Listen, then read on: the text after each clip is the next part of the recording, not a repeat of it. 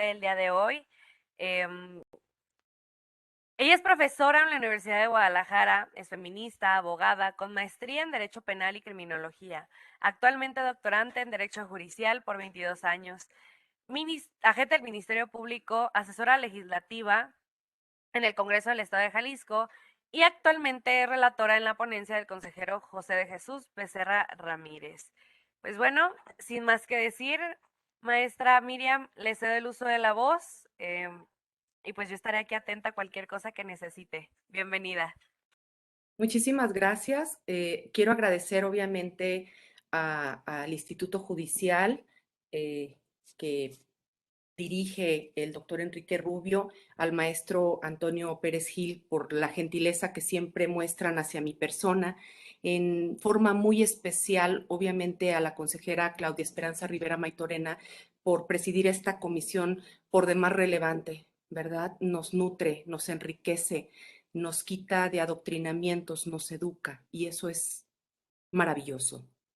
Y bueno, también agradecer a Eli por este apoyo, porque además de tenerla hoy en este espacio moderando, la conozco en lo personal, en lo académico, y llena mi corazón de gozo compartir tiempo y espacio con ella y obviamente con todos los asistentes que el día de hoy me regalan lo más valioso que una persona puede regalar a otra, y es su tiempo, porque ese nunca regresa.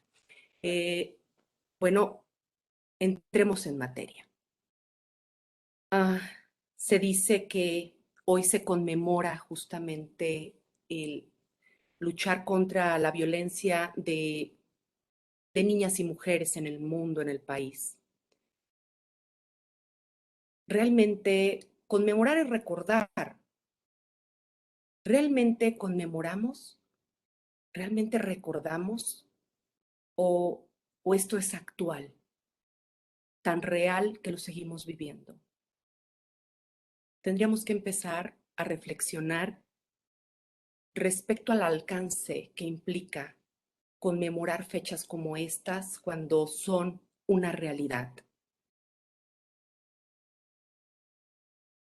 Cuando me invitan a dar esta conferencia, esta charla con ustedes para hablar acerca de esas violencias naturalizadas que se vuelven una realidad y que el día de hoy nos invitan más que a conmemorar, a hacernos conscientes de que están ahí, lanzaría una pregunta para reflexionar. ¿Cómo imaginan ustedes que luce una mujer violentada? Imaginen ustedes cómo luce una mujer que es violentada. Seguramente en su imaginación, en su recuerdo, en su óptica que tengan, pueden encontrar a una mujer sumisa, a una mujer con una autoestima baja, con un carácter débil, a una mujer tímida, probablemente hasta desalineada, viviendo con miedo, con ansiedad todo el tiempo, sintiéndose paralizada. Seguramente muchos de nosotros me siguieron la ruta e imaginaron a esa mujer violentada, esa mujer visiblemente aniquilada. ¿Qué pasaría si ahora yo te digo que todas las mujeres que en este espacio se encuentran hoy han sido víctimas de violencia? Y entonces me gustaría que te logres ver. Me gustaría que si tuvieras un espejo frente a ti o tienes tu cámara encendida, te veas. Y entonces en esa imagen adviertas si la mujer que tienes frente a ti es sumisa. Que adviertas frente a ti que tiene una baja autoestima, que tiene un carácter débil, que es tímida, que está desalineada en su apariencia física, que vives con miedo, que tienes ansiedad y que el miedo te paraliza. Cuando yo te digo que te confrontes con tu propia realidad y entonces adviertas que todas somos víctimas, seguramente en la respuesta de los escuchas, siendo varón o siendo mujeres, me van a decir, no, Miriam, yo no cumplo todas esas características que tú me estás diciendo. Es decir, tengo carácter, es decir, tengo autoestima, no soy sumisa, sé contestar, soy profesionista, soy una mujer inteligente. Sí, en ocasiones tengo miedo, pero no tengo miedo a defenderme. Presento ansiedad a veces, pero la he librado.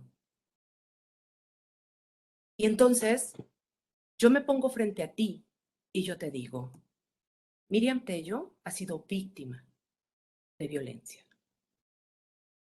Y yo, ni soy una mujer sumisa, quienes me conocen saben que no lo soy, ni tengo una autoestima baja, visible a los ojos de los demás, ni tengo un carácter débil, ni soy tímida, ni suelo vivir con miedo todos los días. Sin embargo, he sido víctima. ¿Por qué te pongo en contraste estos tres elementos? Porque por décadas han estereotipado lo que tiene que ser una víctima, cómo se tiene que comportar una víctima para que obtenga el grado de víctima.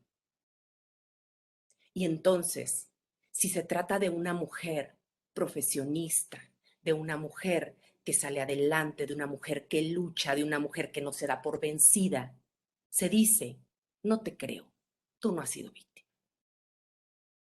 Tal vez tuviste un mal día, tal vez exageraste, tal vez estás loca, tal vez no comprendiste la situación, pero víctima, víctima no eres, porque por estereotipo cultural, para que a una mujer le crean que es una víctima ejemplar, tiene que estar muerta.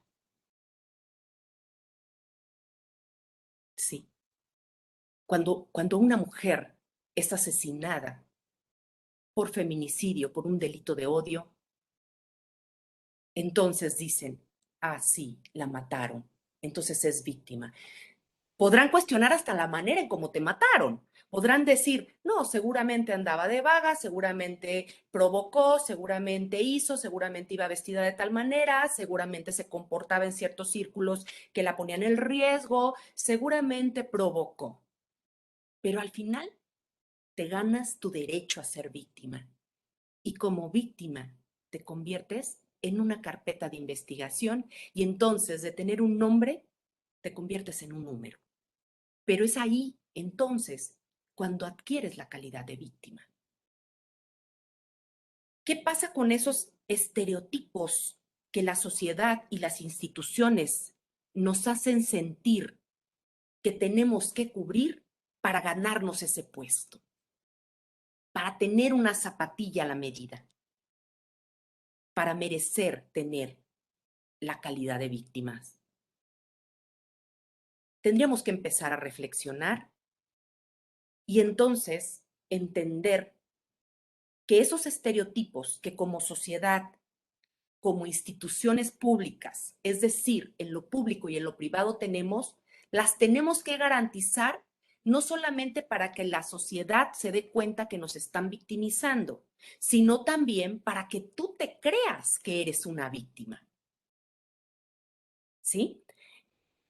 Voy a manejar algunas cifras antes de entrar al tema, para empezar a crear ese universo que nos permite entender a dónde te quiero llevar cuando te hablo de estos estereotipos y cuando te digo, ¿cómo ves tú una víctima? ¿Cómo te ves tú? ¿Y cómo me ves a mí? Y al final yo te diga, todas hemos sido víctimas. Las cifras son las siguientes. El Secretariado Ejecutivo del Sistema Nacional de Seguridad reportó que de enero a septiembre del 2021 hubo 80,933 asuntos de delitos reportados en donde las víctimas fueron mujeres, resultando los siguientes delitos: lesiones, trata de personas, secuestros, feminicidios, tráfico, corrupción de menores. Y 11,950,611 llamadas de emergencia en lo que va de enero a septiembre del 2021, en donde las mujeres en llamada de emergencia han reportado violaciones, acoso, hostigamiento, violencia familiar, violencia por su pareja y han solicitado el auxilio médico. En la encuesta nacional sobre la dinámica de las relaciones en los hogares, en 2016, revela que en México el 66,1% de las mujeres mayores de 15 años han sufrido algún tipo de violencia, pero no han denunciado por considerar que la agresión no fue importante. El INEGI señala que el 49% admitió haber sufrido violencia emocional, 41,3% violencia sexual, 29% violencia económica, patrimonial o discriminación en el trabajo y 34% violencia física. Esto nos dice, provoca que el 88,4% de las mujeres hayan admitido haber sido víctimas de algún tipo de agresión en donde no denunciaron, pero tampoco solicitaron apoyo. En todos los casos fue porque no consideraron que fuera para tanto. ¿Sí? 91,3% nos dice, fui víctima de violencia escolar.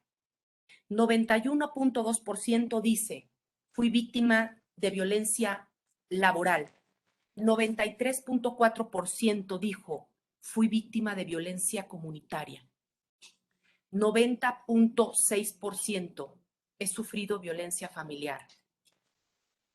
En todos estos casos también, la mayoría de las víctimas dijo, no denuncié.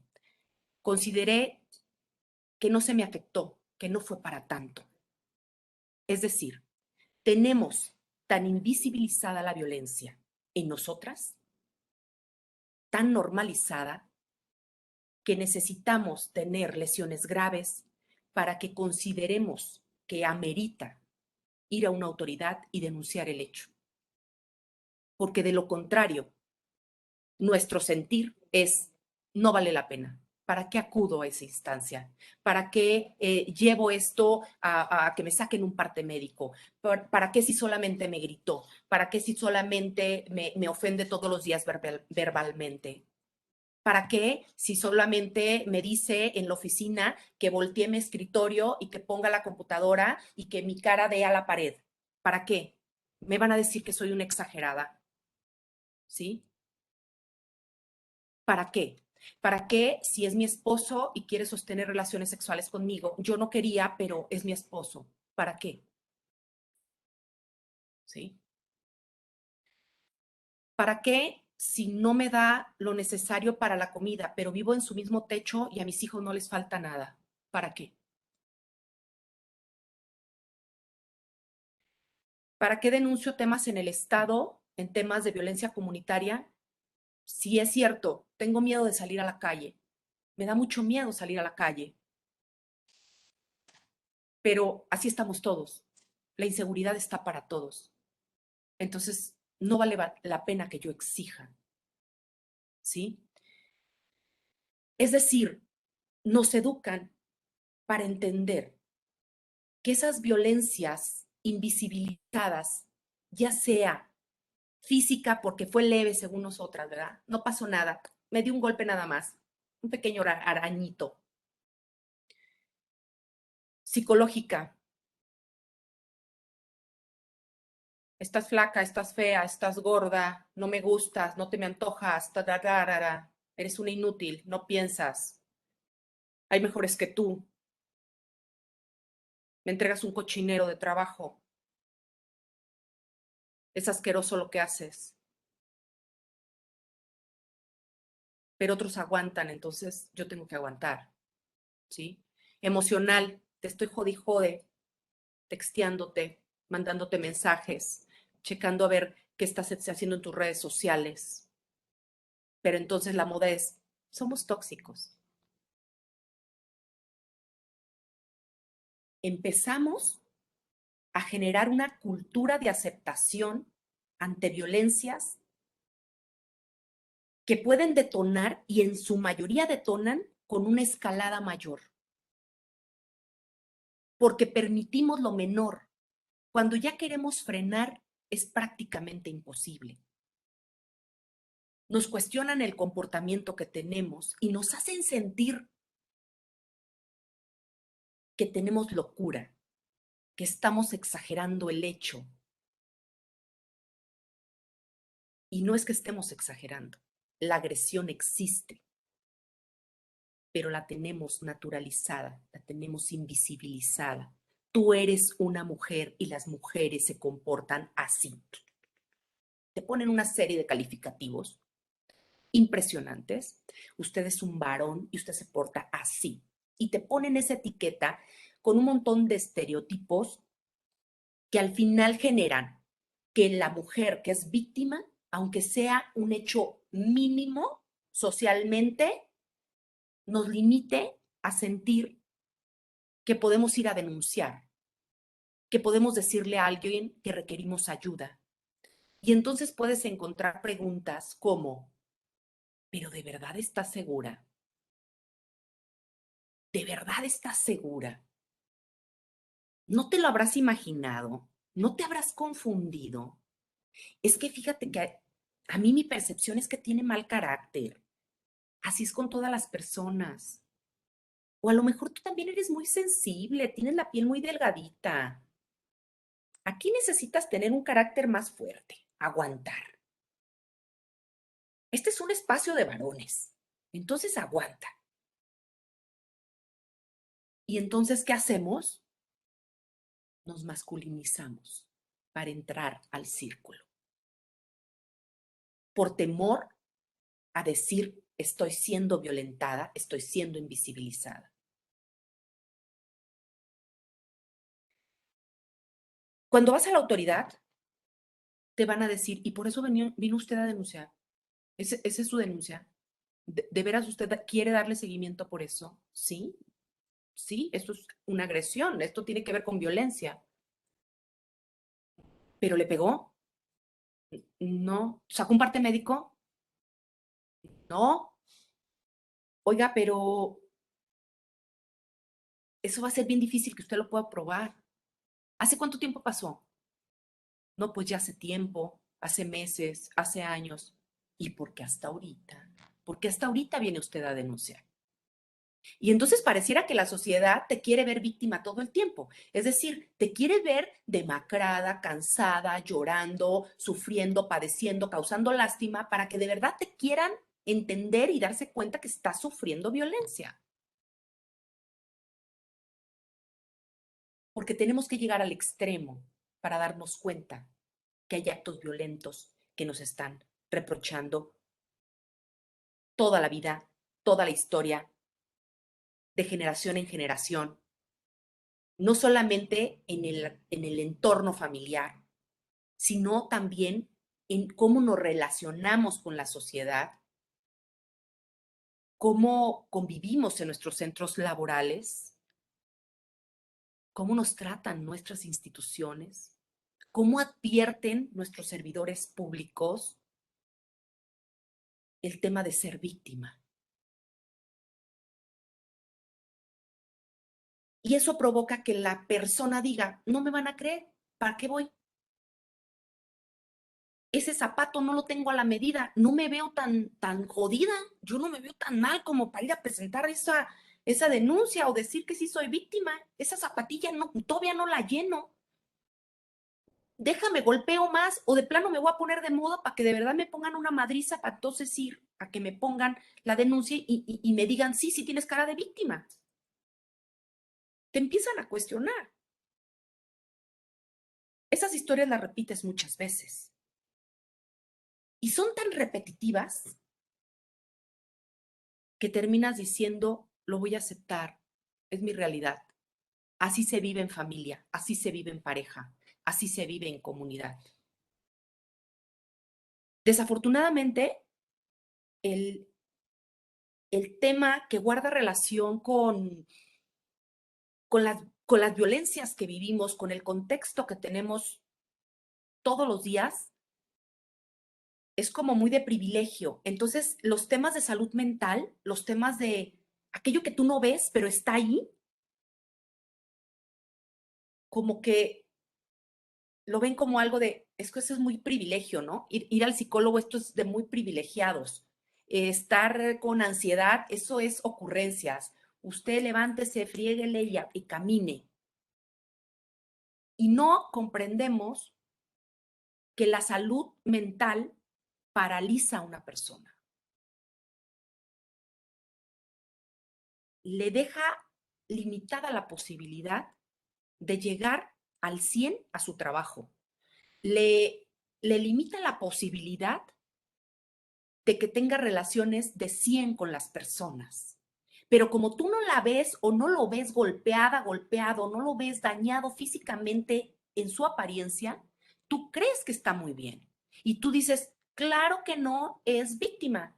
¿Por qué? Porque siempre luce perfecta, siempre está bien, siempre sonríe, siempre da los buenos días, siempre sale a trabajar, siempre está en mi casa, mamá, siendo mamá, sonriente, siempre está dispuesta, entonces está bien. Y eso no es estar bien, porque hay gente que está aniquilada emocionalmente por la reiterada conducta de violencia que vive todos los días en diferentes espacios y que le da simplemente para salir y caminar y sentarse, pero en realidad está completamente destruida. Y eso es lo que estamos generando como sociedad, por todas las etiquetas que ponemos una y otra vez. Eh, es importante entender entonces que existe la violencia y existen diferentes tipos de violencia y que tendrás que hacer un ejercicio reflexivo para saber si tú te encuentras en alguna de ellas. Por citar algunas, encontramos que existe la violencia física, la violencia psicológica, la violencia emocional, económica, sexual, digital o en línea y la laboral, ¿sí? La mayoría logramos entender a qué nos referimos las principales, ¿no? Física, bien. Psicológica, bien. Económica, sí, te restrinjo. Tengo un ejercicio de poder y que en ese ejercicio de poder te limito. Esto puede ser centrado no solamente en el tema laboral, sino también en muchas relaciones que tienen de pareja, ¿no? Aquel que de alguna manera logró tener una profesión y un trabajo que le permite ganar más, entonces en ese ejercicio de poder pone en sumisión a la otra persona y le ejerce violencia física, psicológica y económica, porque está supeditada a esa parte para poder subsistir. Y entonces mucha gente puede decir, ah, pero eso también es muy de gente privilegiada. Las mujeres con solvencia económica, pues que se pongan a trabajar, que hagan lo propio.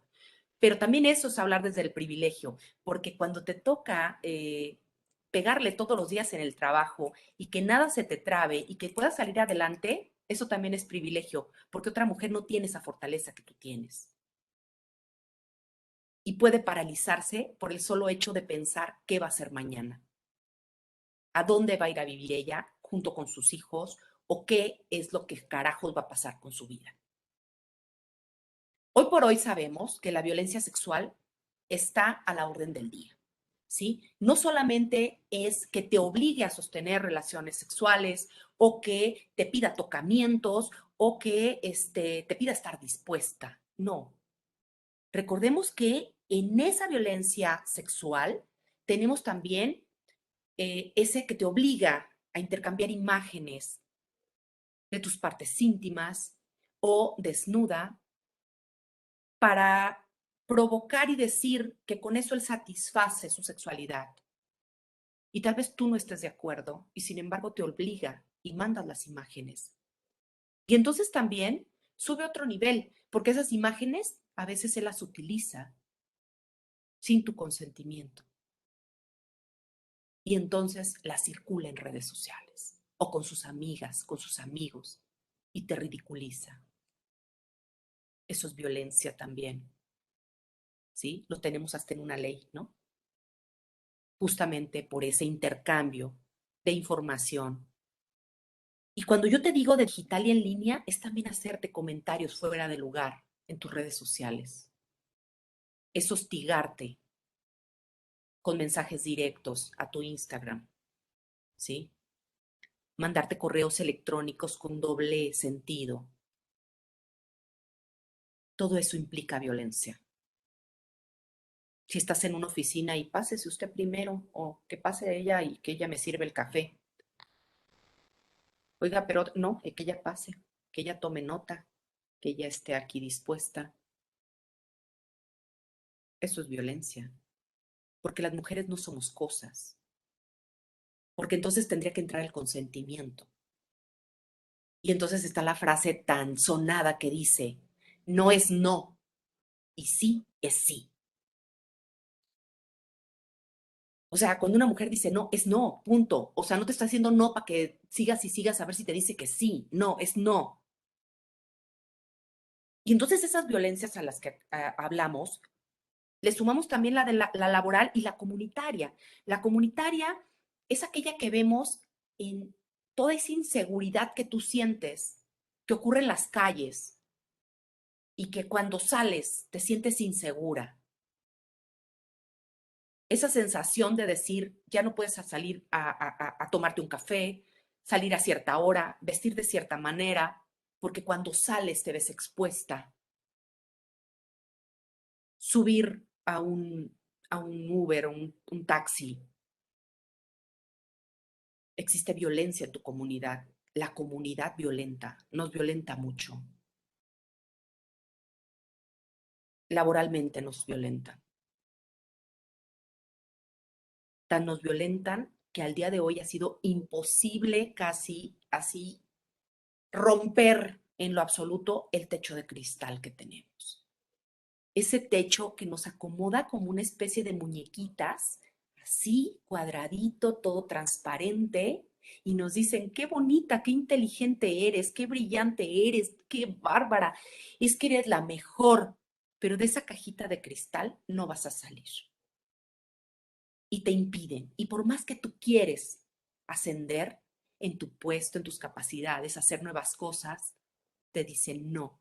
Tú eres la que está ahí por bonita, por inteligente, por trabajadora, por luchona, porque eres una mujer luchona 4x4 todoterreno.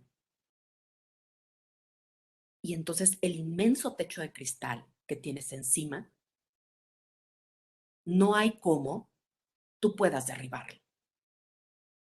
Y entonces nos tienen sirviendo el café, asesorando a otras personas, eh, tomando acciones de segundo nivel cuando tu capacidad te da a un primer nivel. Y entonces tú quieres subir de puesto y te dicen, no hay oportunidad para ti, aunque tú sabes que tienes la capacidad, ¿sí?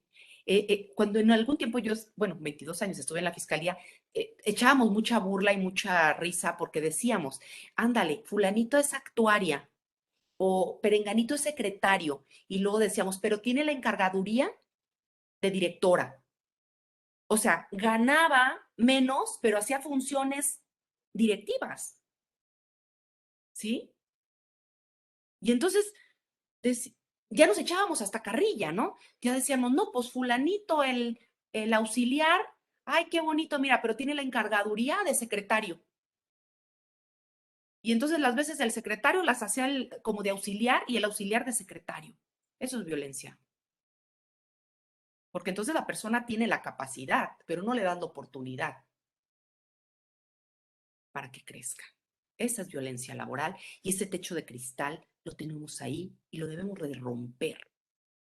En algún momento, con todos estos esfuerzos, se tiene que romper ese techo de cristal. Hay un ejemplo muy particular que, que yo pongo mucho en clase y no sé si alguna vez les ha tocado escucharlo. Y es un termómetro, el termómetro para medir la violencia a través de una rana que entra al agua. Y te lo voy a explicar más o menos, porque entonces tenemos que empezar a entender qué grado de termómetro en ser víctima de violencia te encuentras, ¿sí? Yo lo voy a precisar en el tema de las relaciones personales, pero tú lo puedes encajar en el tema laboral con otros ejemplos. Cambias de rana y la metes al agua como yo te voy a explicar. Eh, Tú tienes una cazuela, le pones agua, ¿sí? Pones un agua así rica, tibiecita, y entonces tú metes esa rana al agua. La rana no va a saltar. La rana le va a encantar estar en el agua.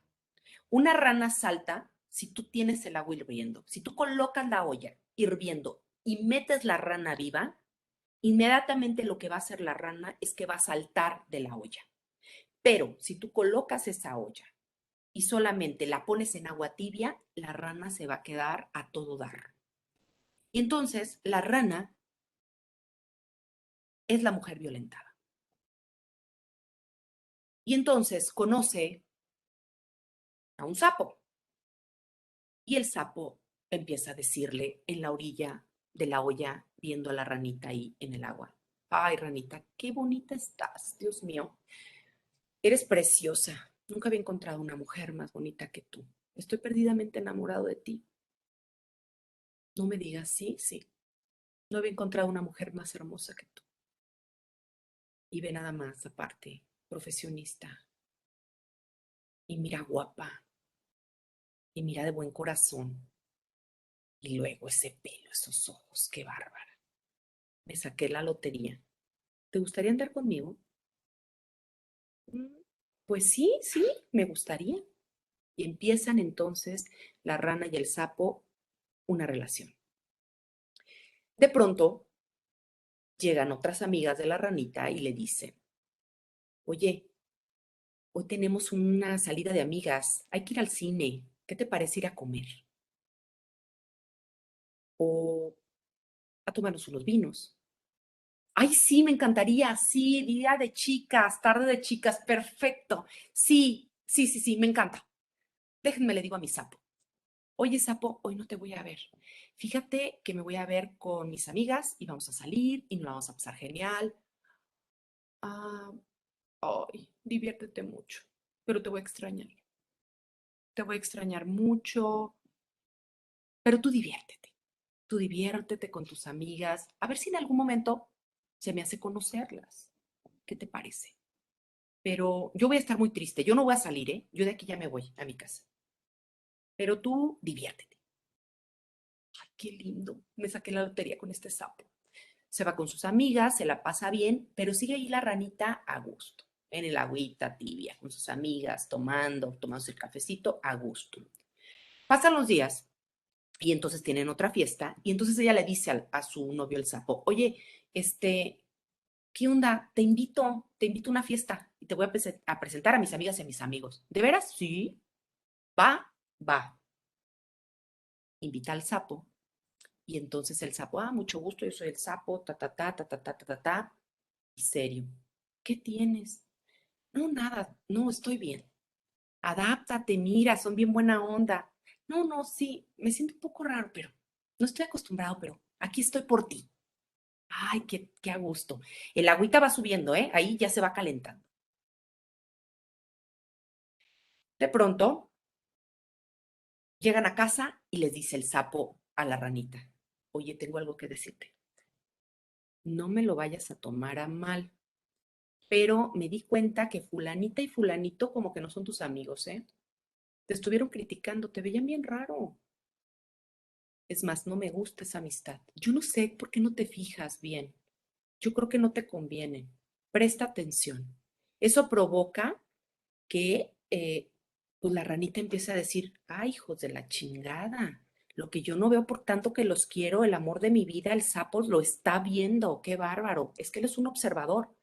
Al final, con el tiempo, la ranita se empieza a quedar sin sus amigas y sin sus amigos y él absorbe todos sus días, de lunes a domingo, todo el tiempo, porque ya nada más recibe mensajes, llamadas y eventos de su sapo. Logró aislarla a la rana y el agua se sigue calentando. Llega el momento en que él le dice, entiende lo que te digo, es que no me prestas atención. Bueno, seguramente estás pensando en otra cosa, pero vamos haciendo un pacto tú y yo. Tú me das tus señales de las contraseñas y yo te paso las contraseñas de nuestros celulares. ¿O qué te parece como una conexión ahí para saber en qué parte estamos cada uno? Es por nuestra seguridad, esto es amor del bueno, ¿eh? Esto es amor del bueno. Y entonces la rana dice, sí, pues si él es el amor de mi vida, el sapo, pues yo le doy mis cuentas, sí, mira, esta es mi contraseña y yo tengo tu contraseña y ya, y nos intercambiamos y yo voy a ver qué platicas y tú ves, y empieza el agua a subir de tono. Llega el momento en que el agua ya está más caliente y la rana empieza a sentir calambres en las piernas, pero todavía no se hace consciente de que va a llegar un punto en que esa agua va a hervir. Con el paso del tiempo, el sapo, de pronto, llega con ella nuevamente y entonces le dice, ¿qué fea te has puesto? No me gusta cómo te vistes, es que provocas, es que mira nada más ese escote y luego esas palabras que dices, cómo te comportas. La verdad no me agrada. Eres una exagerada, bájale el volumen, llamas mucho la atención, sé más discreta. Y entonces la rana le dice al sapo, sí, ¿verdad? Sí, te molestas. Es que lo importante es que tú y yo nos agrademos. ¿Tú para qué quieres agradar a alguien más? Pues sí tienen la razón y empieza a agradar. Y entonces empieza ella a perder su esencia, empieza a convertirse en lo que él le pide que sea. Sube de nivel el agua y llega un momento en que ya le falta el respeto y le empieza a gritar y le empieza a decir groserías y sostienen discusiones. Y después él le voltea la página y le dice, perdóname, es que tú me provocaste, yo no quería decirte esto, discúlpame, no lo quise ver de esta manera. Sigue sin entender la rana y dice, yo la regué, es cierto, yo lo provoqué, yo le dije esto. En realidad él no inició la discusión la inicié yo lo provoqué, yo hice esto. Y termina la rana pidiéndole disculpas al sapo y el agua sigue hirviendo, hasta el momento en que el sapo comienza a golpearla, a jalonearla en público o en privado del brazo, jalándola del cabello, hasta la hora y punto en que le mete una golpiza a la pobre rana. En eso, sus amigas y sus amigos de la rana se dan cuenta que ella está siendo violentada y que fue aislada por el sapo agresor para apartarla y para que ella perdiera fuerza. Y entonces desde afuera, el agua hirviendo, la rana ahí ya sin poderse mover, sus amigas y sus amigos le dicen, salte, no seas pendeja, te dije, ay no, pero te lo dije, ándale, pega el brinco, salta, salta, ya, muévete. Y entonces ella dice, no puedo, no puedo, no puedo salir, perdí fuerza. Y entonces dices, ay, no manches, ¿cómo que perdiste fuerza? Salta. La rana no logra salir del agua. Y cuando logra salir del agua, sale con quemaduras terribles en el cuerpo y en el alma. Y entonces es cuando ella va a valorar, dependiendo de las herramientas que tenga, si va y denuncia y va y pide terapia. Esa violencia de la rana y el sapo la puedes tener en tu familia, con papá, con mamá, en tu pareja, en el trabajo. La violencia silenciosa debilita a la víctima, la hace sentir culpable y puede pasar mucho tiempo para que logre advertir que algo está mal. Eso nos paraliza, nos limita a todas las que en algún momento hemos sido víctimas. La historia nos ha dicho, y no nos deja mentir, que cuando hablamos de sexo y género, lleva dos palabras inmersas que se traducen automáticamente en violencia. Hablar de género es ya un concepto violento. ¿Por qué te digo esto? La escritora Rita Segato, feminista, antropóloga, tiene un libro muy interesante que se llama Las estructuras elementales de la violencia. En ese libro, Rita Segato explica cómo es que la violencia, cuando hablamos de sexo y cuando hablamos de género, se ve tropicalizada en los conceptos y en las etiquetas que colocamos en las personas. Y entonces nos dice ella que hablar de varón, mujer, hoy por hoy es violento, porque le colocamos características especiales al varón y características muy especiales también a la mujer. Estas clasificaciones que realizamos entre hombre y mujer de roles y estereotipos se traducen en acciones violentas. Y entonces escuchamos palabras como las mujeres utilizan el rosa, los hombres el azul, los hombres no lloran, las mujeres son sumisas, las mujeres son buenas madres, las mujeres son buenas esposas, las mujeres son abnegadas con sus hijos, las mujeres quieren tener hijos, porque tiene que ver con los altos índices de violencia que se encuentran colocados en lo que entendemos por lo que es un género y otro, un sexo y otro. El tema de hablar de el concepto de sexo eh, es un elemento novedoso, ¿sí? Este data de finales del siglo XVIII. Previo a eso, culturas como la griega y la romana no tenían esa distinción como tal. Ellos no observaban que existían dos sexos, sino que existían tipos de organismos diferentes. Uno era maduro y el otro era inmaduro. Y entonces, para la cultura griega y la romana, los organismos maduros eran los de los varones, porque habían logrado eh, producir el pene y los testículos en su organismo, mientras que el organismo, el otro, era un organismo inmaduro, porque no tenía pene y no tenía testículos. Es decir, aunque no existía esa rivalidad de entender cuál era un sexo y cuál era otro, o hablar de un género u otro, la esencia misma que se tenía a través de la historia limitaba acciones como madurez e inmadurez. Y entonces entendemos el libro que nos dice por qué los hombres me explican cosas.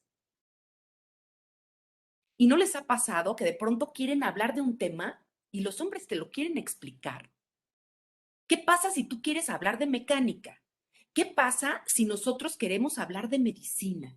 ¿Qué pasa si nosotros queremos hablar de un tema jurídico relevante?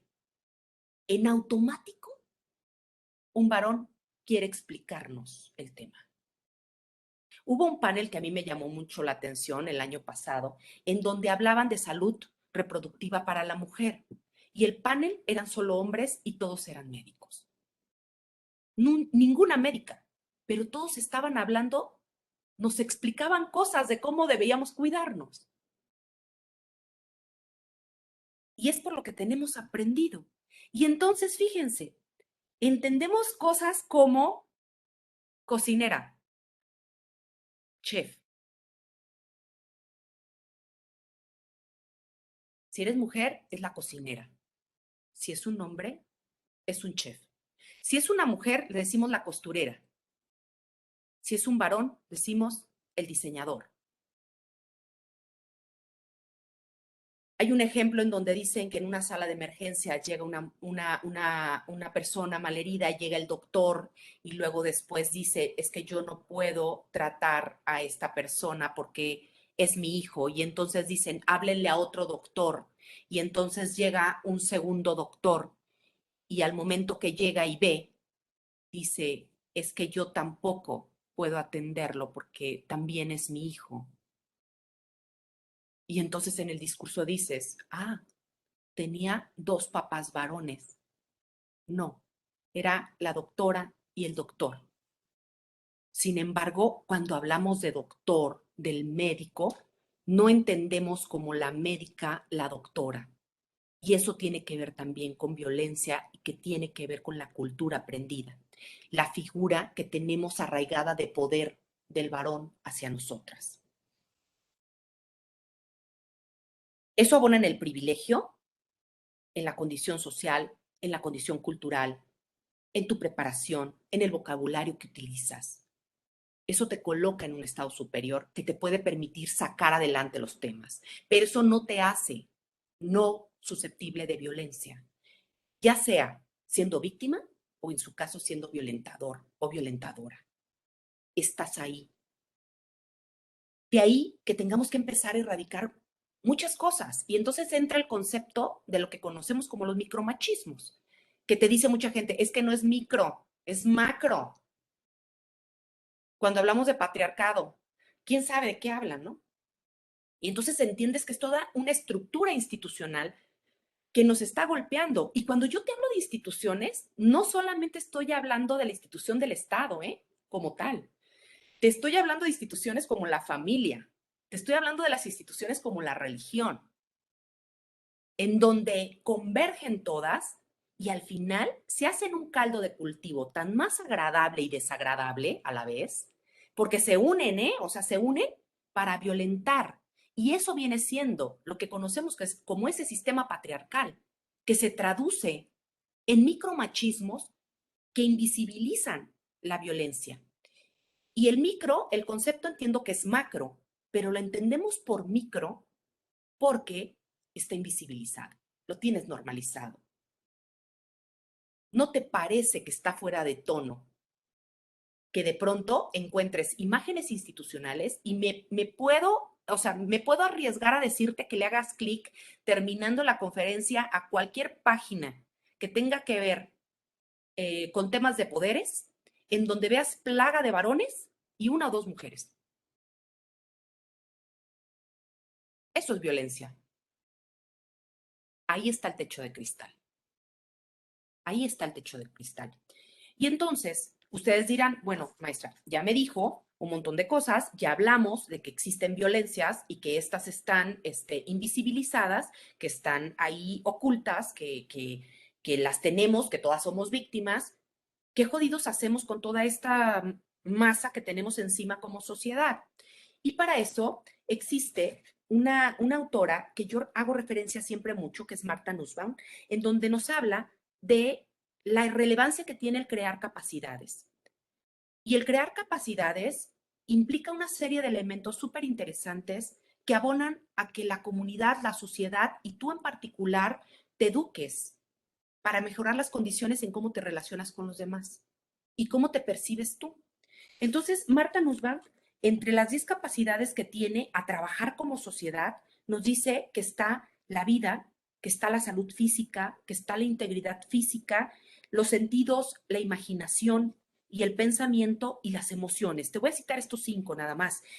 Y en ellas tomamos varios elementos importantes. Al hablar de vida es la única manera de alcanzar mejores condiciones en donde la violencia disminuya es que las personas cuenten con mínimos vitales que les permitan estudiar, tener un techo donde vivir, que tengan lo elemental para subsistir, que tengan educación. Son primordiales en tu mínimo vital para que entonces la condición de persona realmente te dé bienestar. Tú te debes de sentirte satisfecho con tu día a día. Debes sentirte feliz para que no le hagas daño a otro, porque de lo contrario solamente limitas capacidades a otro. Si tú no abonas en la salud física tuya y de la gente que está a tu alrededor, si tú no impactas en mejorar tu integridad frente a otros, si tú no impactas mejorar el concepto que tengas de dignidad humana para ti, para los demás, difícilmente vamos a poder mejorar las violencias que existen actualmente en el país. Las emociones son importantes y por eso tienes que saber gestar cómo te sientes, identificar qué emoción estás activando para entonces saber qué respuesta vas a dar. si estás enojada, si estás feliz, si estás frustrado, si estás triste, que lo digas y que entonces, en su medida, recibas la información. Pero hay un pensamiento último de esta capacidad y con esto voy a cerrar la charla para empezar a ver preguntas. Alimenta tus sentidos, tu imaginación y tu pensamiento. No hay manera más rica de que una mente sane que echando a volar tu imaginación. Y para muestra, basta un botón. Si tú te regresas a cuando eras niña o cuando eras niño, seguramente vas a encontrar espacios de tu vida increíbles, porque tenías la capacidad de soñar, de disfrutar, de aprovechar el mínimo momento, el mínimo detalle, de probar con gusto una fruta, un dulce. No te violentabas tú ni violentabas al otro.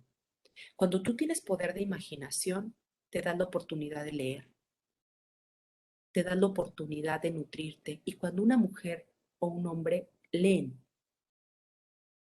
adquieren capacidades para poder entender mejor su contexto social y de vida y cambiar el pensamiento.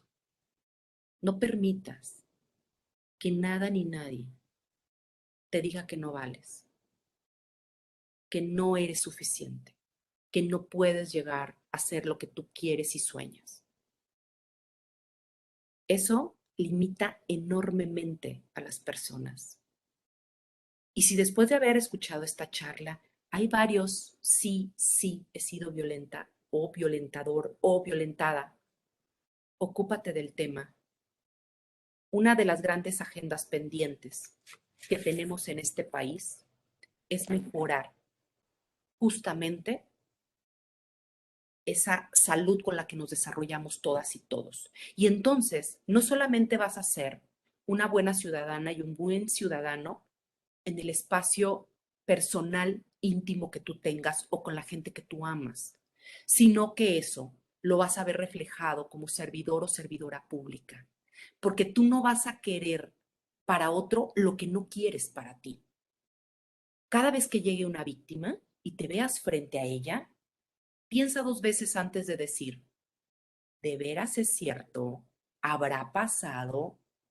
Escucha y trata de ponerte en la zapatilla de esa persona, porque con esta charla puedes entender que una víctima puede estar peinada, puede estar arreglada, pintada de boca, tener un mal carácter, ser fuerte, contestar. Y eso no quiere decir que no sea una víctima.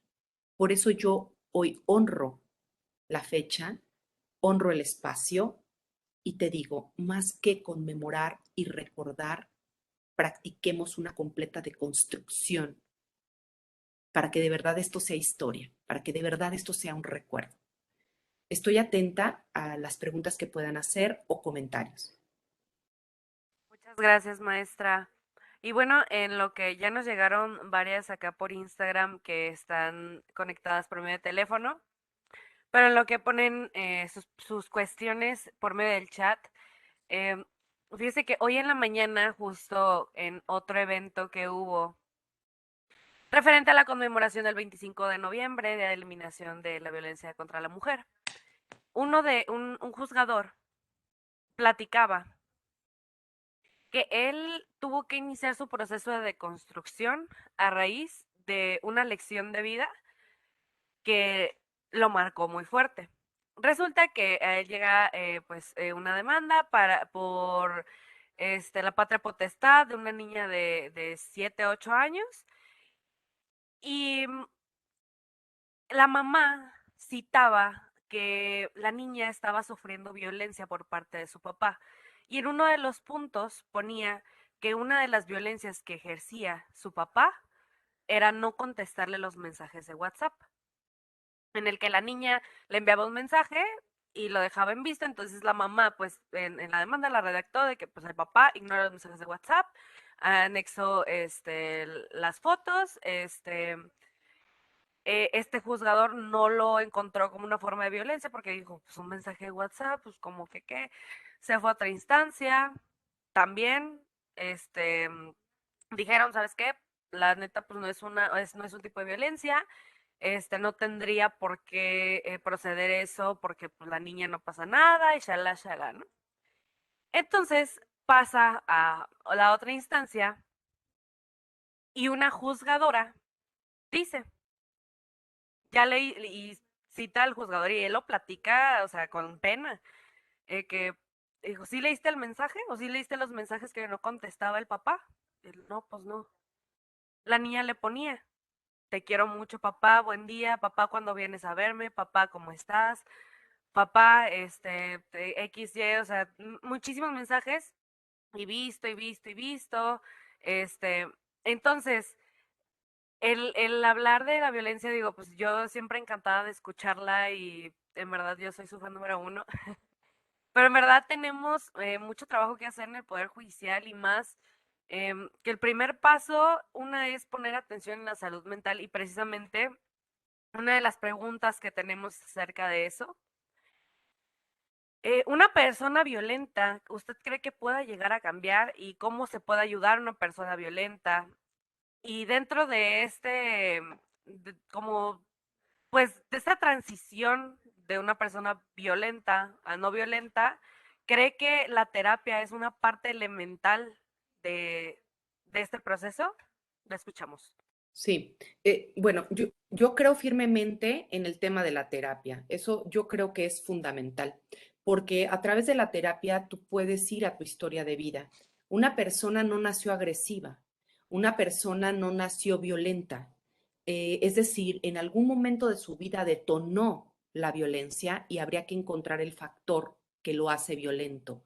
Pero sobre todo, ¿quién le educó? ¿De dónde recibió él esos elementos para convertirse en un agresor, en un agresor? Y yo creo que justamente aquí tenemos una gran tarea como Estado, como gobierno, como instituciones, porque siempre se dice que la función reparadora tendría que recaer siempre para la víctima, ¿no? Y entonces vemos que cuando se habla de concepto de reparación del daño, se dice tantas terapias para que vaya la víctima y luego le dan dinero y luego una serie de elementos. Pero ¿qué pasa con nuestro agresor? ¿En qué parte nos estamos perdiendo de no reeducarlo? De no, además de la terapia, recibir educación en cuanto a la emoción y qué reaccionar o cómo reaccionar con el tema de sus emociones. Los estamos dejando de lado. Entonces, de nada funciona que como medio reparador solamente veamos a la víctima, sino que también tendríamos que estarnos ocupando de nuestros agresores. Y esa parte la estamos dejando completamente de lado. Por eso yo creo que sí puede haber posibilidades de que una persona que tiene tintes agresivos se pueda ser consciente y que pueda mejorar las condiciones en cómo trata a otros. Pero para eso requiere herramientas. Y esas, en muchos de los casos en México, no se tienen. Y no se tienen porque México tiene más del 50% de gente viviendo en pobreza. Entonces, a eso yo iba cuando hablaba de las capacidades que nos habla Marta Nussbaum, porque justamente ella en su libro hace como una especie de análisis y dice, a ver, ¿cómo es posible que una persona se pueda enfocar en su emoción, en mejorar, en ser mejor persona, en estar en bienestar si tiene hambre? Se va a ocupar ¿por qué? Por el alimento, por el techo, por el trabajo y deja de lado todo lo demás. La única manera de poderlo hacer integral es que tengas el mínimo vital. Y después de que tengas ese mínimo vital, enfoque la energía que tienes en esos agresores para dar terapias que les permitan deconstruirse. Claro que tiene que influir el tema de la voluntad. ¿Por qué? Porque tiene que haber una aceptación de que algo está mal. Tiene que reconocerse agresor para entonces empatar. Lo vimos en el ejemplo que nos acabas de dar tú, Eli, en el tema de la niña. Mucha gente pensará, me dejó en visto, ¿qué importa? ¿A cuántas personas les genera ansiedad que alguien los deje en visto? que no conteste el mensaje. Eso es violencia, porque sabe que detona violencia, ¿sí? Y ahí te pega la emoción. Hay una violencia emocional directa. Esa niña sufría violencia emocional, violencia digital. ¿Por quién? Por su padre. Y entonces cuando salen las resoluciones, ¿qué decimos del padre? Bien, gracias, pásale su mensualidad y que te vaya bien. O le decimos, señor, usted también tiene que ir a terapia, ¿eh? Y me tiene que acreditar que está yendo a escuela para eso, para educarse, para mejorar la manera en cómo está tratando a los suyos. Hay una gran agenda pendiente de educación, de compromiso para enfrentar este problema que tenemos, que no es gratis. O sea, vean, somos uno de los principales estados más violentos en temas de feminicidios y desaparición forzada de personas. Esto no es una casualidad. Eso es una traducción de lo que somos como personas, como sociedad. Yo siempre lo he dicho, generamos los delincuentes que merecemos por el contexto de violencia sistemática y estructural que tenemos como sociedad. Porque para que llegue a detonar esto, hubo un camino en donde esas ranas estuvieron en el agua, en agua tibia, hasta que llegó esta instancia. Y entonces tenemos un fenómeno que rebasa los temas de violencia de familia, violencia de pareja, violencia sexual, feminicidios y desaparición forzada de personas. Ahí, latentes. Entonces, la agenda sería, sí, entrarle a reeducar y entrarle a darles herramientas a todas aquellas personas que detectemos que requieren atención, no solamente psicológica, sino también para educarlos emocionalmente. Muchas gracias, maestra. Y bueno, también nos han llegado bastantes preguntas, digo, para resumir varias, porque muchas son bastante repetitivas. ¿Qué opina de lo romantizado que se tiene nosotras como mujeres el amor propio? Esta parte de sí, yo amo mi cuerpo, sí, yo amo mi cara y me encanta, pero se tiene tan romantizado y tan naturalizado estas como autoviolencias o autosabotajes de tengo que encajar en esto, tengo que hacer esto, tengo que hacer lo otro. ¿Qué opina de esto, maestra? Que también tenemos nosotros que ser un poco más amorosas con nosotras. Tenemos que ser más gentiles porque es cierto, se ha convertido en moda decir que tenemos mucha autoestima, aunque nos estemos rompiendo a pedazos.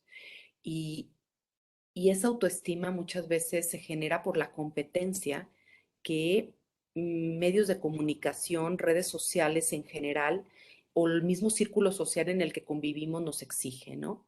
En espacios públicos se te etiqueta hasta cómo llegas vestido al lugar de trabajo, hay que cubrir ciertos estándares, entonces también eso es violencia, porque hay personas que de verdad tienen que ponerse frente al espejo todos los días, aunque no se gusten, y así salirle. Y entonces finges que estás muy bien, finges que te quieres frente al espejo, pero en realidad estás derrotada. Y yo creo que es de valientes también bajar los brazos. Es de valientes también decir, hoy quiero llorar, hoy no me siento bien, hoy no tengo ganas de arreglarme, hoy la pasé mal, hoy no estoy al 100. O sea, es de valientes también bajar los brazos y no todo el tiempo decir que todo está perfecto, porque creo que no es así. Yo creo que todas sabemos y todos sabemos, seas varón o seas mujer, que hay días que te está llevando a la fregada desde que te levantas y que tal vez no tienes que contestar como siempre lo hacemos mecánicamente, ¿no? Cuando nos dicen, ¿cómo estás? Entonces siempre decimos, bien, gracias. ¿Qué pasa si un día tú le contestas a alguien y le dices, no, no estoy bien? Ah, caray. O sea, no esperaba esa respuesta, ¿no? Porque es pose también muchas veces. O sea, tenemos que entrar en la dualidad de la fragilidad y el ser fuertes. Permitirnos ser como una palmera que es flexible y que en ocasiones puedes decir, sí, estoy bien con mi autoestima, y otras veces decir, no estoy bien. La verdad, creo que no estoy al 100 y no pasa nada. Porque te voy a decir algo, quien te ame te va a amar tan imperfecto o imperfecta como estés. O sea, no se va a fijar en lo que tú quieres mostrar al otro, sino lo que ve en ti, para él y para ti, como, como un núcleo, seas amigo, seas pareja, sea tu entorno cercano. Eso es lo que ve en ti, no lo que todos los días quiere reflejar, porque también eso es una pantalla. Entonces yo creo que sí existe esa autoestima exagerada hoy por hoy, pero es por eso, tenemos miedo ser gentiles y tenemos miedo ser palmeras y decir, hoy estoy bien y otro día no estoy tan bien. Totalmente. Tenemos otra pregunta acá por redes sociales y bueno, esto va más enfocada a estos chistes, comentarios que incluso también una compañera lo mencionaba en el chat de la carrilla que mencionaba todos estos años que estuvo en fiscalía y que pues muchas personas que estamos, no sé, dentro de la política, cuando vas a entrar apenas a la facultad que te dicen de, pues es que hay cosas que se tiene que hacer por el equipo o chistes que se hacen dentro de los ambientes laborales, como lo decían acá en el chat. Y bueno, esta pregunta es más caso práctico o como una pregunta dice, vivo con mi novio y me da coraje chistes que hace con sus amigos acerca del matrimonio o de que yo lo tengo amarrado. Eso puede tener que ver con alguna violencia. Sí, si es una violencia, si llega al punto en que tú no lo platicas con él y le dices también, porque no son adivinos, o sea, los hombres no son adivinos, ¿eh? No son adivinos, que le digas que te molesta eso. Claro, en privado, hablarlo con él y decirle, oye, me hace sentir mal con esos comentarios, me, me, me ofende que me hables de esa manera en público frente a todos los demás. Creo que si después de hablarlo él continúa tomando esas mismas acciones, por supuesto que es violencia invisibilizada, pero para ello tendrías que primero hablarlo, porque insisto, damos por asentado también muchas veces las personas que el otro entiende el mensaje. Y créanme que a veces no entendemos el otro mensaje. O sea, el receptor de la información no lo ve como gravoso porque está invisibilizado. Entonces, la única manera de generar mejores comunicaciones, sea en pareja, o sea con la familia, o sea en el trabajo, es con toda la educación y con toda la puntualidad decir, esto no me gusta, esto me lastima, la forma en cómo te expresas me hace sentir mal. Siento que entonces estás obligado a estar a mi lado en privado, pero decirlo. Porque si no, entonces a lo mejor tú crees que él lo entiende porque tú le haces la cara o porque tú le dices, ay, no, no digas eso. No, díselo. ¿Cómo va? Hay que decirlo. Lo que nos gusta, lo decimos. Lo que no nos gusta, también. ¿Sí? Es como la que dice, es que, ay, a mí me encantaría que me trajeran flores, pero no le dices que quieres flores. Es que me encantaría que un día me trajera serenata, pero no le dices, oye, un día ponte creativo y tráeme serenata. O sea, es la manera de comunicar lo bueno y lo malo.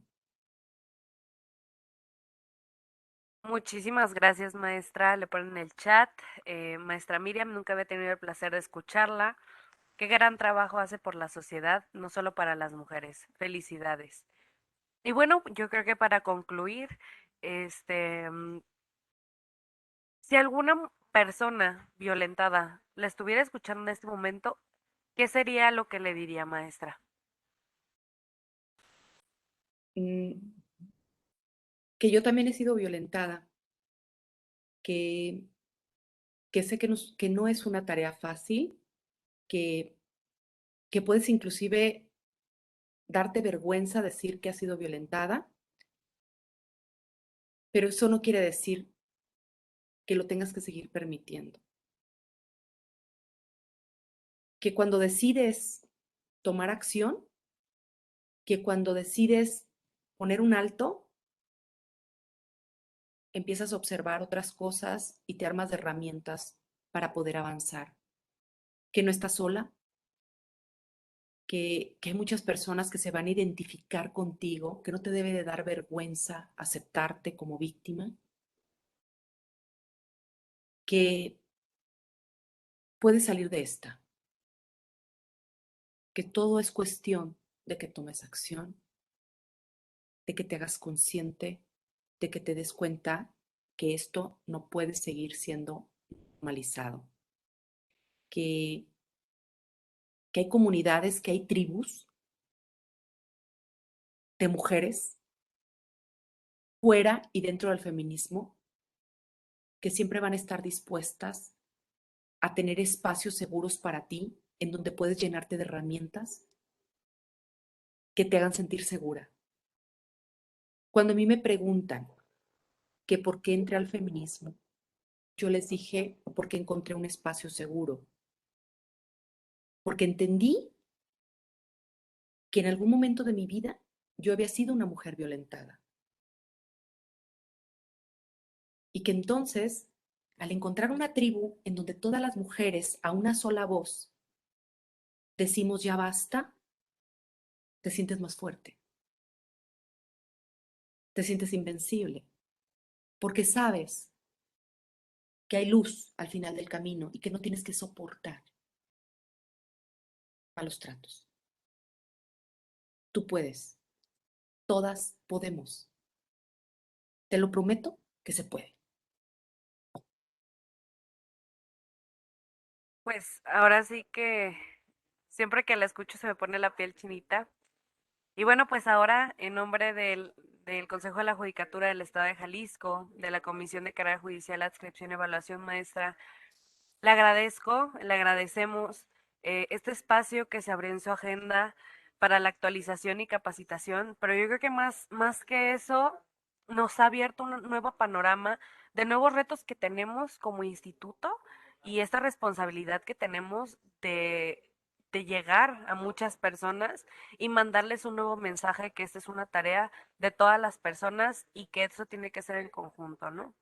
Este, y bueno, me permito hacer el uso de la voz al maestro Antonio Pérez Gil.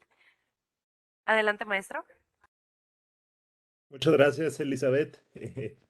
Pues nos vamos con un buen sabor de boca, maestra Miriam. A final de cuentas, creo que el hecho de abrir estos espacios pues nos coloca en un lugar como institución eh, benéfico para las mujeres, benéfico para la sociedad, porque al final de cuentas, como bien lo dijo, muchas veces el solo hecho de tocar el tema pues ya se convierte en lo más importante, ¿no? Ya el hecho de abordar estos temas, pues nos da cierto privilegio ante la sociedad de demostrarles que estamos preocupados y ocupados por este tipo de situaciones y que los espacios como institución no siempre son dirigidos a la enseñanza jurídica, a la enseñanza teórica, sino que muchas veces, como lo mencioné en un inicio, es importante este desarrollo personal de las y los servidores públicos del Consejo de la Judicatura del Estado de Jalisco.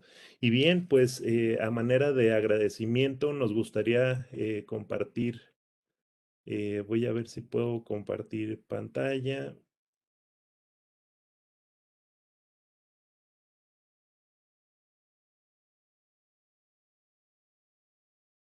Híjole, no me permite compartir pantalla, pero voy a dar lectura al reconocimiento. Dice el Consejo de la Judicatura del Poder Judicial del Estado de Jalisco, a través de la Comisión de Carrera Judicial, Adscripción y Evaluación, así como la dirección del Instituto Judicial, otorgan el presente reconocimiento a la maestra Miriam Tello Bañuelos por su participación como ponente en la conferencia en línea denominada Violencias Naturalizadas, una realidad, impartido por medio de la plataforma Webex el día 25 de noviembre de 2021 con valor de 2 horas crédito, y lo suscriben el magistrado Daniel Espinosa Licón, presidente del Supremo Tribunal de Justicia del Estado y del Consejo de la Judicatura del Estado de Jalisco, la maestra Claudia Esperanza Rivera Maitorena, consejera juez, presidenta de la Comisión de Carrera Judicial, Adscripción y Evaluación, el maestro Enrique Rubio León, director del Instituto Judicial, y su servidor, maestro José Antonio Pérez Gil, jefe de capacitación. Enhorabuena, maestra Miriam, y nuevamente reiterarle nuestro agradecimiento. Gracias a ustedes y gracias a todos los escuchas que se dieron la oportunidad de hablar de eso, de violencias naturalizadas. Muchísimas gracias, de verdad. Gracias a usted, maestra. Y pues bueno, cada 25 seguiremos conmemorando a nuestras 3 hermanas dominicanas y a todas las que se nos han adelantado. Bien dijeron el Día de Muertos que si juntáramos cada flores en Pasuchil no serían suficientes para todas las que nos han ido, ¿verdad? Pero bueno, muchas gracias, maestra, muchas gracias, maestro Antonio, por su liderazgo, por el liderazgo del maestro Enrique, de la consejera Claudia Maitorena, ya que al sensibilizar en estos espacios, repito, nos abrimos nuevos panoramas y nuevos retos. Y bueno, también muchas gracias a todas las personas. Les recuerdo registrarse en la liga de salida para la generación de sus constancias. Maestra, esperemos que sea la primera de muchas conferencias que esté con nosotros y pues bueno, tengan muy buenas noches todas y todas ustedes. Hasta luego. Buenas noches.